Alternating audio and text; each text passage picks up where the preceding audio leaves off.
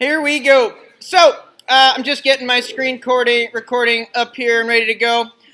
So, ladies and gentlemen, just as a review as to what happens in these review sessions, first and foremost, thank you again for coming.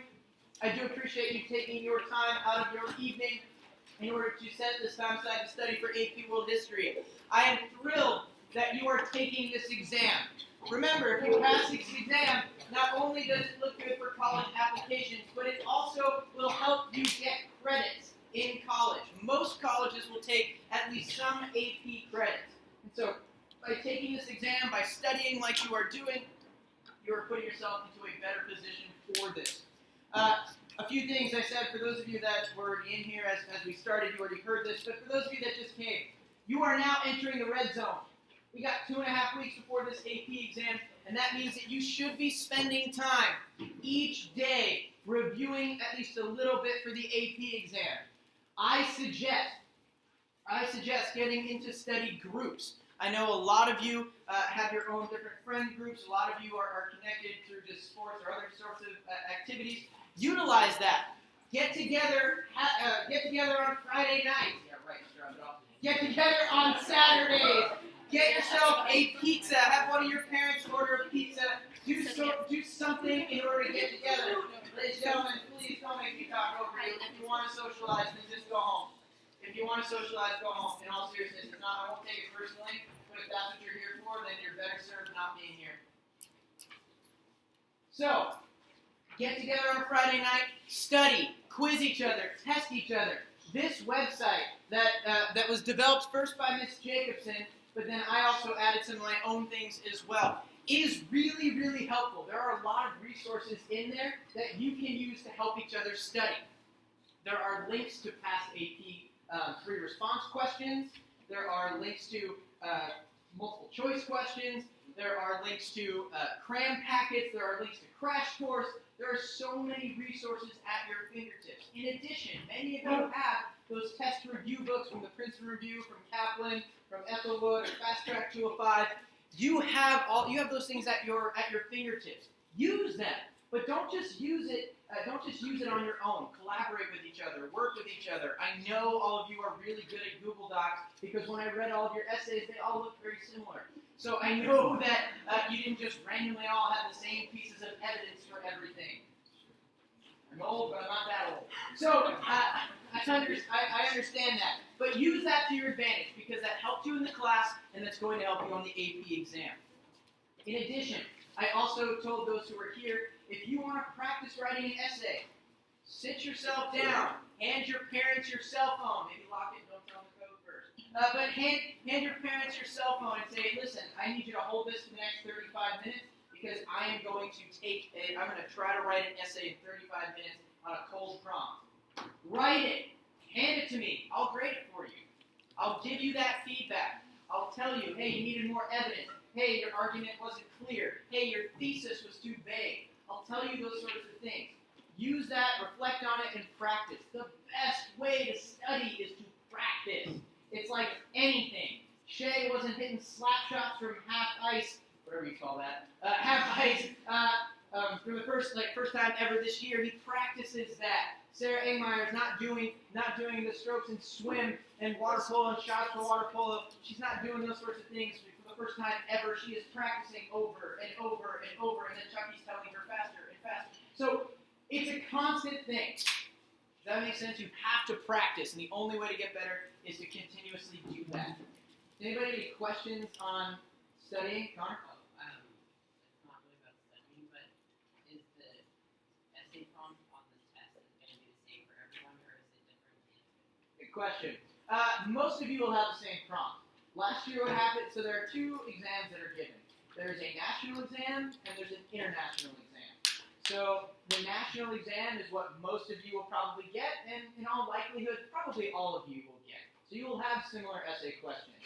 However, last year what happens is our school just randomly got chosen, and half the people got the international test, and half of them got the national test. Typically, they have a similar difficulty level, but they are different questions. So good question. Oh, on that point though, Connor, during the break, you will not mention to anybody what you said as your question. because that is technically illegal. You can have your scores erased if you do that. And none of you, right after the exam, are going to run down to my room and tell me what the essay question is and what you said. None of you are going to run down to my room and tell me what the essay was. Okay?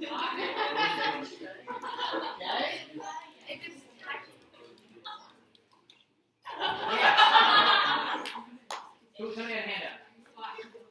Why is it illegal? Because the College Board, I don't know. The College Board just doesn't want those sorts of things getting released. And some students might be taking the late exam. And the late exam isn't going to have the same question, but there can be some correlation to that. So I just want to make sure you're not talking about that. Any other questions on studying? Sophie? So if we do practice essays, when you grade them, will you tell us like what we would get on the AP test? I can't tell you exactly what you would get on the AP test because I can't find that calculator. The AP World History teacher at DP and I were looking for it, and we can't find it. Traditionally, if you get around a 70% on a whole exam, you're looking pretty good at a 3 to a 4. And if you do better than a 70%, you're looking at a 5. Which is pretty cool. All of a sudden, some of you are like, man, my essays is anyway. So that is it. And Sophie, just to let you know, I probably grade a little harder than some of the AP graders do. So just so you're aware of that. Toby. Exam.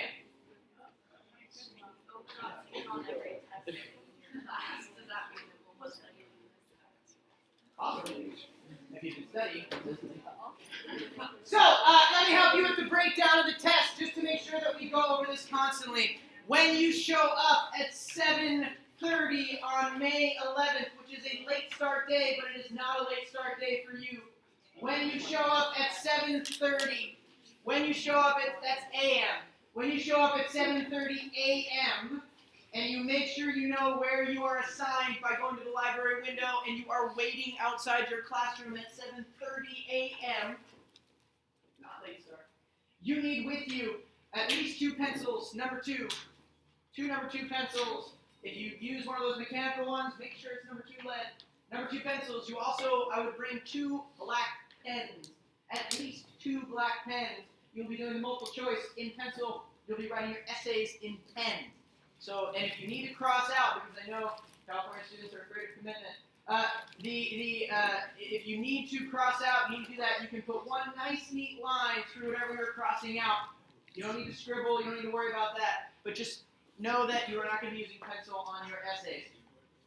You also want to bring a water bottle, because I drove flask. Number 2, you also want to bring some sort of a snack. And I mean a good snack, some sort of protein snack, some sort of granola bar, not Cheetos or ice cream. You want something that is going to, that was Peter. You want to bring something that is going to help fuel you, because you will be eating that during the break. When you start the test, they're going to start out by giving you instructions and filling out an answer key, very similar to the other standardized tests that you have taken. You will then begin taking the multiple choice section of the test. 55 questions, 55 minutes. You will then be writing the short answer question, which will be the short answer questions. There will be 4 of them. They will only be grading 3 of them, but you do not know which one they are not grading. Remember, for the short answer questions, they will mostly have a stimulus, some sort of document, either written and or visual, that you are to use in order to help you answer the question. You want to shoot for at least 2 sentences per question. You'll always have 3, for a total of about 6 to 8 questions, or 6 to 8 sentences. Does that make sense? It's always identify and explain. So identify and explain. That's 2 sentences. Got it? You want to fill up about half of a page. You'll see it'll actually give you a little box thing, and you'll see it's fun. After you do the multiple choice and the short answer, you take a break. That's when you eat your granola bar or your beef jerky or whatever it is that you have, your little, your Fage yogurt, right? that little Greek yogurt. You have that. You get yourself energized and ready to go. Then you have your essay section. During the break, again, you will not talk to anybody about the answers. And this time, do not talk to anybody about the answers. Okay? Again, if the proctor hears you doing that, your scores will be thrown away. And you'll be asked to leave. Does that make sense? That's the last thing you want to do when you've paid $98 for a test. Cool? Okay. You take the essay portion. The essay portion will not be broken up into two sections. It is one long section where you will be writing two essays. You'll be writing a document-based question, and you will be writing a long essay question. You will probably start with the DBQ, because they will give you 10 minutes to read, and they will say, you now have 10 minutes to read through the documents. And that's when you go through we're going to go through this next week, or not next week, the week after. You go through the documents, you mark them up, you put together your argument, you don't put things on Snapchat, and then you begin to write your essay. Even if you're done reading the documents before the 10 minutes, start. You can start writing. Does that make sense? They will then say something like, you may now begin writing. So then you begin writing. You have to watch your time. Wear a watch, probably not an Apple Watch. Wear a watch. Make sure that you are keeping time. You want to say about 45 minutes for your DBQ. That's including the writing. Including the reading of the documents. And then 35 minutes for your long essay question. There will be two choices for you on a long essay question. There will be two choices for you on a long essay question. They will be very similar in nature. They will probably be the same skill. So it'll either be a compare and contrast, a causation, a CCOT, or a periodization. Both of them will have the same skill. Where they will differ is they will either be asking you about a different time period or a different topic. So for example, one of the questions that was an example question was a periodization question that they gave us. And they gave us two options to write about. Either analyze the extent to which Buddhism marked a major turning point for South Asia in 800 BCE. You're like, huh? Or you could write about analyze the extent to which Islam marked a major turning point for Southwest Asia around 600 CE. Does that make sense? Listen. Does that make sense? Similar topic, same skill, different time period, different place. Does that make sense? You choose one of those options. Please don't write both of them. I mean, if you have time, can you? No. Yes. No, just don't do both of them. And I'll be honest with you, you won't have time. 35 minutes to write a long essay question without preparing beforehand and asking me to read your thesis and analysis statements and your evidence. That's not a lot of time. Then you tell your parents that you're going to feel sick that day. Mom, Dad, boy, I'm telling you, 2 weeks from now on Thursday, I'm probably not going to feel very good around noon. Just letting you know, Mom, probably not going to feel good. I can feel it already coming. It'll probably happen on May 11th around noon. Go home. Right? Go home, rest, go to the beach, do something. I don't want to say, if you have something important in another class, please don't skip it. But your brain's going to be fried. You're just going to want to do anything. You're just going to want to sit and maybe watch Netflix, or maybe not even that. Maybe not. Sophie! You can ask, I believe you can request another piece of paper. I don't think you will. Usually you do. Any questions on the test? Connor? One that can't receive text messages. Because the last thing you want, Connor, is your watch going off and the proctor seeing that you're getting text messages. What about a calculator? I wouldn't trust it.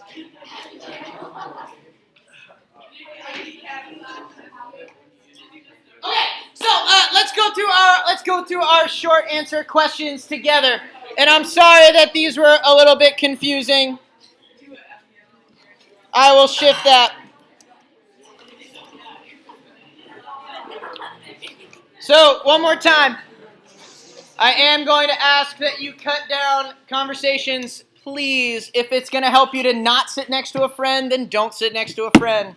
But whatever helps you focus. So when you're going through the multiple choice question, remember, every single multiple choice question will have some sort of stimulus attached to it. That is a change this year. It has never happened on the AP World History exam before. So that means that you're going to have some sort of map like this or some sort of written document. You use that map and your knowledge of world history. It's meant to try to help you remember something, not to be your end-all, be-all. So when you look at this map, you should look at a few things. Number one, what time period is it? Ooh, 1400. That's the 15th century. That's right in between the post-classical and the early modern. Ooh, so it must be going from hemispheric integration all the way to globalization.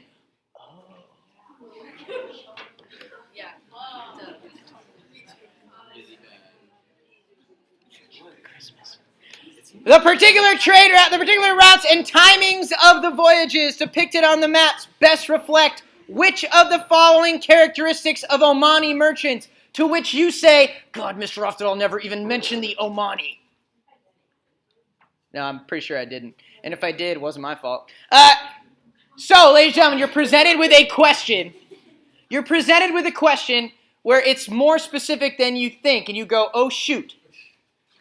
What you do then, like we always do, is process of elimination. Read through all of the answers. As you read through all of the answers, you might notice that you didn't need to know who the Omani were. So here we go. Which of the following could it not be? Can't be D. Thank you, whoever said that. Why?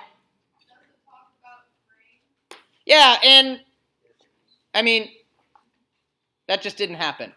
The Omani weren't doing anything with grain, so that's great. Good. Can't be D. What else can it be? Yeah, it can't be A. Why? First of all, that would mean that you have to know when Ramadan is. Second of all, which some of you might, but second of all, that's not happening.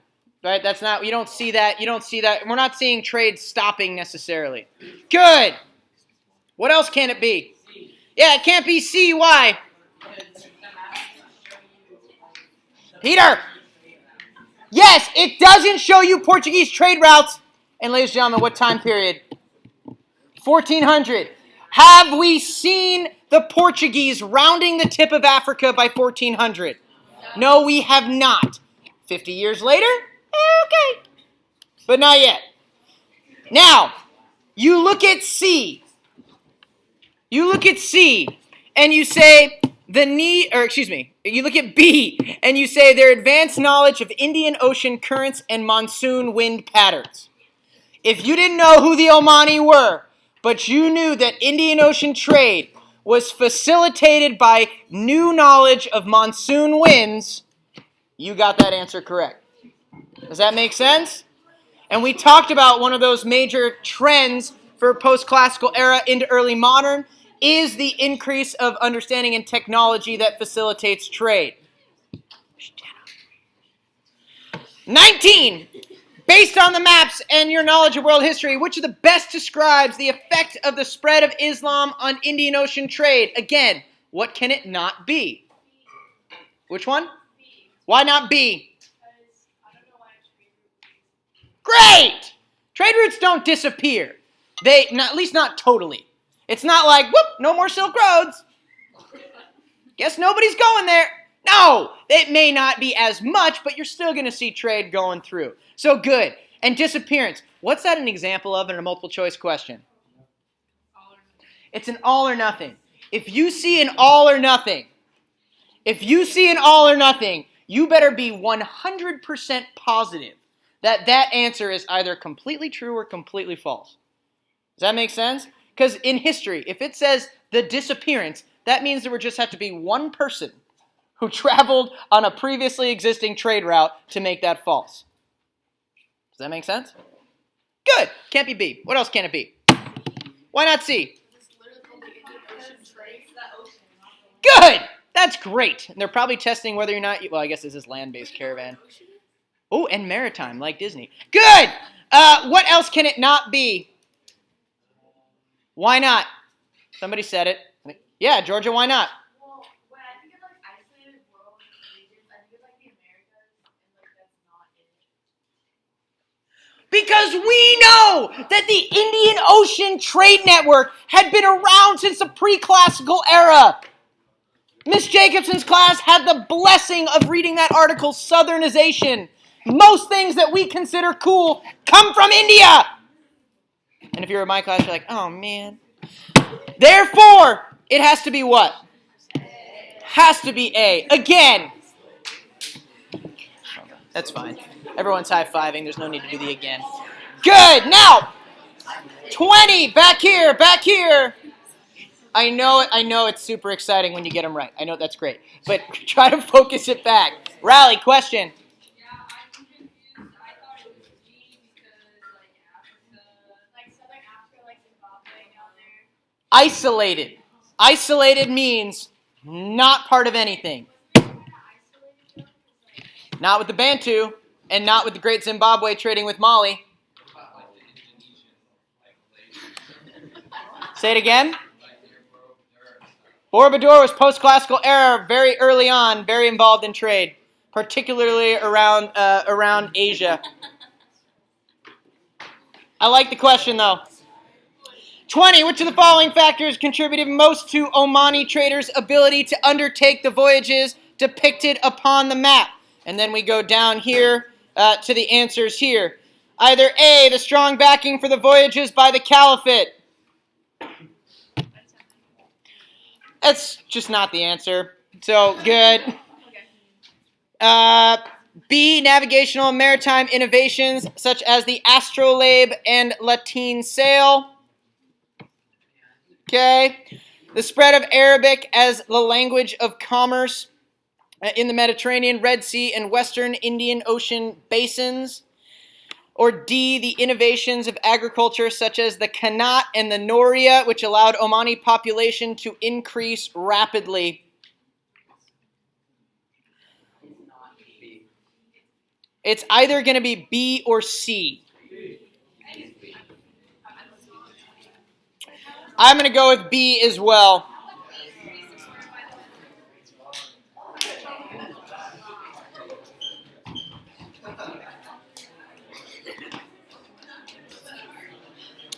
Yep. 21, based on the maps and the knowledge and your knowledge of world history. Notice they consistently say that. Notice they're consistently saying that. That's the College Board trying to be 100% clear for you. They're trying not to deceive you. They don't want you to just look at the maps. So they want you to think about what you know. So based on the maps and your knowledge of world history, which of the following could be best inferred about the South and East Asian trading cities on the map? Either A, they were under the direct political control of Oman. B, they had a majority Arab population. Please don't say B. C, they had Muslim diasporic merchant communities. Or D, they were primarily sources of slave labor for the Omanis. Which can it not be? Yeah, it can't be B because Mr. Oftedal just said that. What else can it not be? Yeah, it can't be D. Why not? Yeah, it's not necessarily anything to do with trade. Most of the slaves at this point in time are going to be coming from inland Africa and also the Slavic area of the Balkans. Good. What else can it not be? A. Good. Which means it has to be this. Ladies and gentlemen, eyes up here because this is important. One of the big effects of hemispheric integration is the creation, and learn the word, diasporic merchant communities. A diaspora means the spreading out of. Probably the most famous diaspora, actually two of the most famous diasporas, are the Jewish diaspora after the Roman Empire conquers Jerusalem, and you see Jewish people spreading all around Europe as part of the Roman Empire. The second biggest diaspora is in the African slave trade, when Africans are sent to the Americas. It means that there is a community, a spreading out of a group of people from a central homeland. Does that make sense? One of the main effects of the post-classical era and hemispheric integration is the creation of these merchant communities that lived away from home. Cool? Excellent! Go down here, do questions 22, 23, 24, and 25. You have 5 minutes, go. No friends. The next one's to 25. Good. Imaginary plus one. Go.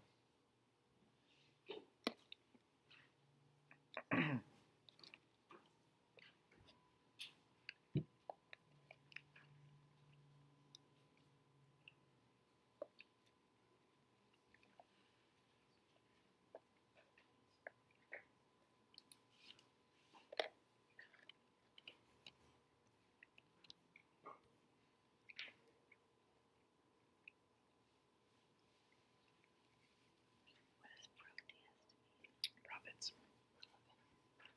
Can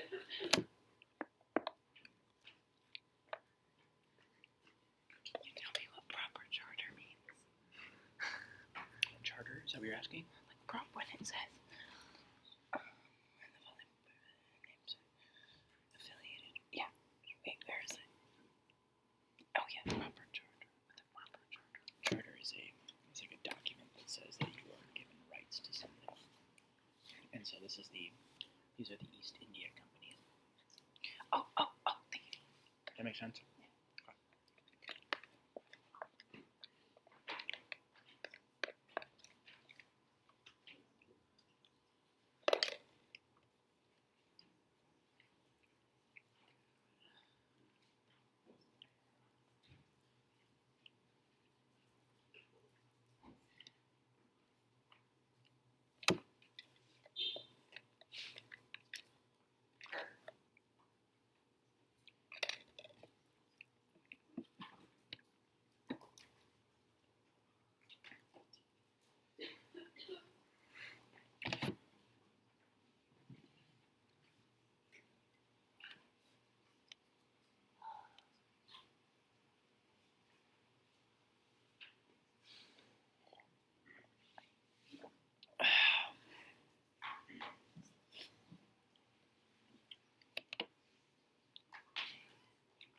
Do not get 23 wrong.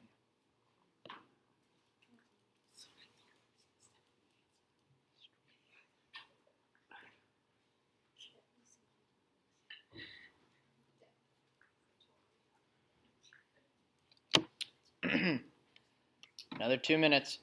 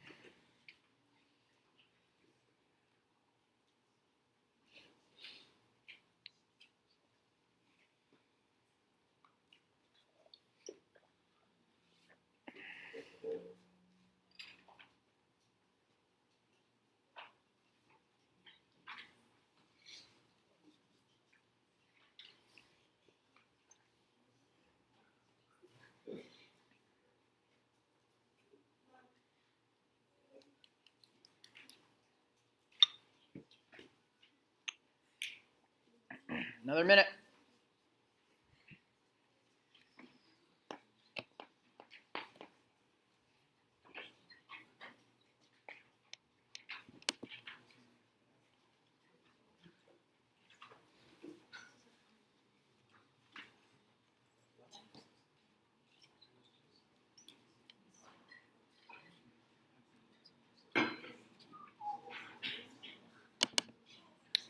Shh, stay quiet for now.